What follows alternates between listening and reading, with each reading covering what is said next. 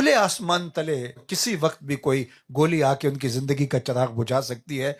ہسپتالوں کے اندر بچے جو تڑپ رہے ہیں اور ان کی مائیں، شہادت کا جام نصیب ان کو ہو چکا ہے، اور بچے جب ہوش میں آتے ہیں تو وہ ماؤں کو ڈھونڈتے ہیں اور مائیں نہیں ملتی، لرزا دیتی ہے وہ بچی جس نے کہا تھا کہ میں اللہ سے جا کے شکایت کروں گی۔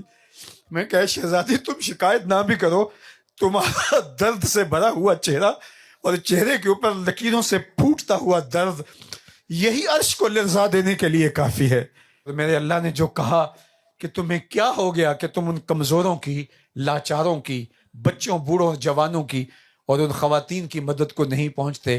وہ ایک وقت تھا کہ وہ ایڑیاں اٹھا اٹھا کے پاکستان کی طرف دیکھتے تھے، لیکن اب تو انہوں نے دیکھنا بھی چھوڑ دیا، وہ آسمان کی طرف اللہ کی مدد کا انتظار کر رہے ہیں۔ انہیں ہم بتانا چاہتے ہیں کہ نہ ہمارا کوئی میزائل تمہارے کام آنے والا ہے، نہ 76 لاکھ فوج امت مسلمہ کی تمہارے کام آنے والی ہے، نہ تیل کی کمائی تمہارے کام آنے والی ہے، نہ ہمارے آسودہ حال سرمایہ داروں کا مال تمہارے کام آنے والا ہے۔ تم اللہ کی منتخب قوم ہو، اللہ نے تمہیں اس امتحان کے لیے چنا ہے۔ اللہ انہی کو چنتا ہے جن کو پسند کرتا ہے۔ اس کائنات کے اندر تم ہی وہ لوگ تھے کہ جو اللہ کا انتخاب ٹھہرے، اور اللہ نے تمہیں اس آزمائش کے لیے، اس امتحان کے لیے چنا۔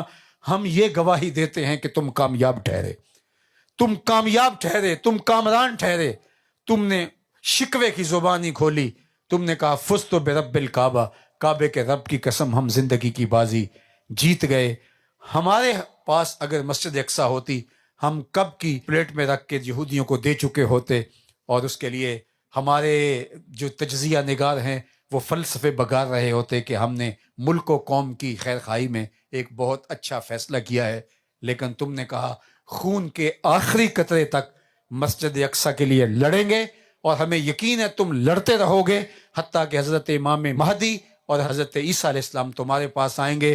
میں کہتا ہوں دنیا بھر کے مسلم حکمرانوں کو اور امراء کو کہ حضرت امام مہدی تمہارے فارم ہاؤسز میں نہیں آئیں گے، حضرت عیسیٰ تمہارے محلات میں نہیں آئیں گے، حضرت عیسیٰ تمہارے دارالحکومتوں میں نہیں آئیں گے۔ حضرت عیسیٰ آئیں گے تو اس ملبے کے اوپر بیٹھے ہوئے ان فقیروں کے پاس ہی آئیں گے، اور انہی کے دم سے پھر اسلام کا جھنڈا اونچا ہوگا۔ تو اے غزہ کے مجاہدو، ہم تمہیں سیلوٹ پیش کرتے ہیں، خراج پیش کرتے ہیں۔ تم نے امت کا بھرم رکھ لیا، اور اگر تم بھی جھک جاتے تو پھر امت کے پلے کیا باقی بچتا۔ تم نے اپنی جانیں دے کر سب کچھ نچھاور کر کے بتایا کہ حق کے ماننے والے تھوڑے بھی ہوں وہ دبا نہیں کرتے، صرف حق کے راہ کے اوپر ڈٹنے والے وہ چند لوگ بھی اور تھوڑے لوگ بھی اللہ کو محبوب اور اللہ کو مطلوب ہیں۔